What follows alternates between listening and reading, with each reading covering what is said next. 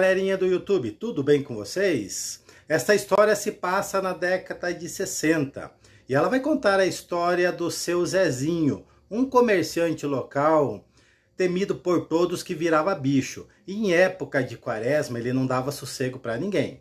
Vamos ouvir este incrível e assustador relato? Antes, deixe o seu like, se inscreve no canal, ativa o sininho. E se você quiser que a sua história seja contada aqui neste canal, deixa nesse endereço que está na tela que terei o enorme prazer em contá-la aqui. Bora pro relato então? Pobre não tinha TV naquela época. No máximo, um rádio tocado a bateria ou pilhas. À noite era aquele costume do interior. Os pais sentavam nas portas de suas casinhas para conversar com a vizinhança. E a gente que era criança ficava por ali brincando e de vez em quando ouvia a conversa dos mais velhos. Todos diziam que ali tinha um comerciante que virava bicho, um tal de seu Zezinho. Ouvíamos isso assustados. Em época de quaresma ou lua cheia, todos ali entravam mais cedo para as suas casas. As crianças antigamente dormiam cedo. No máximo 8 horas da noite, nossa mãe já nos colocava para dormir. Me chamo Antônio. Quando eu era criança, morava em Ribeirão, Pernambuco. Naquela época, comecinho da década de 60, era tudo muito simples, principalmente no Nordeste. Cresci naquela simplicidade de crianças brincando na rua. Brincávamos de bola, pega-pega, então a gente não ouvia nada durante a noite.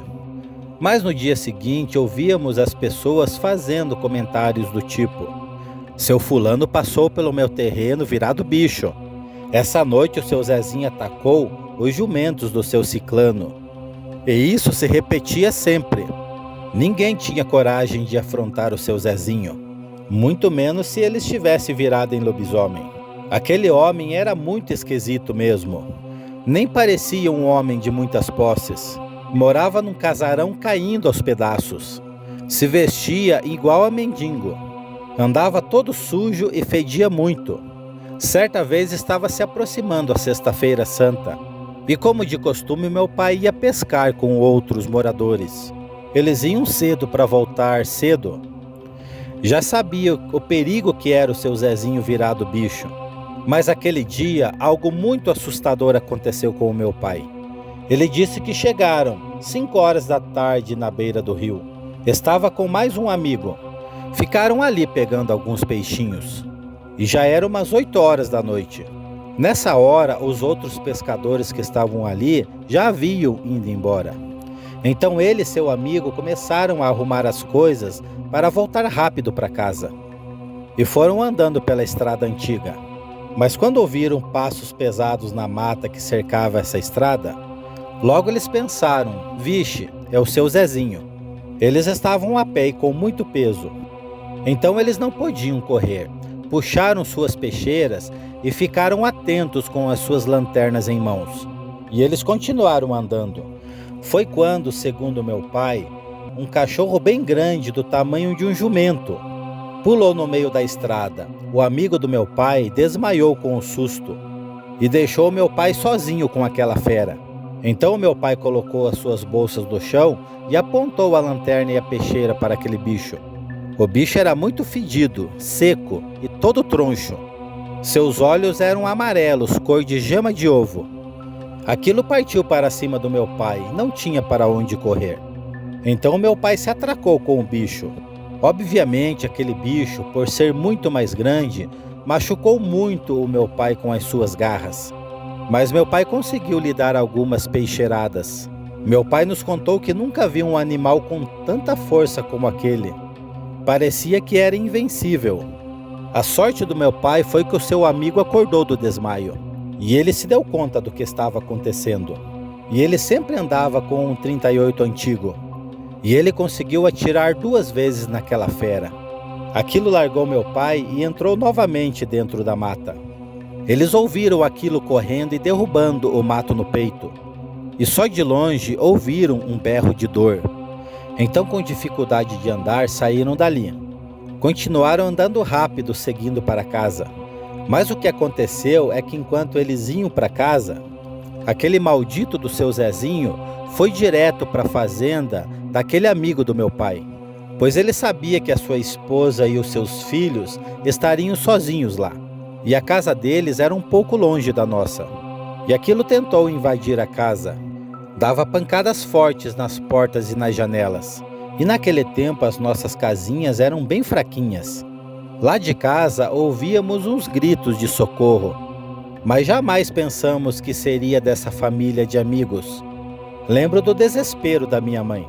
Ela não sabia se saía lá fora para prestar algum tipo de socorro ou reforçava nossas portas e janelas com medo de um possível ataque. Foi a primeira vez que eu e o meu irmão estávamos acordados durante um ataque desta fera. E era muito assustador ouvir todo aquele barulho e gritaria lá fora. Então ela pegou a espingarda do meu pai, mas ela nem sabia carregar. Quem dirá atirar? Mas ela pensou que armada afugentaria aquela fera.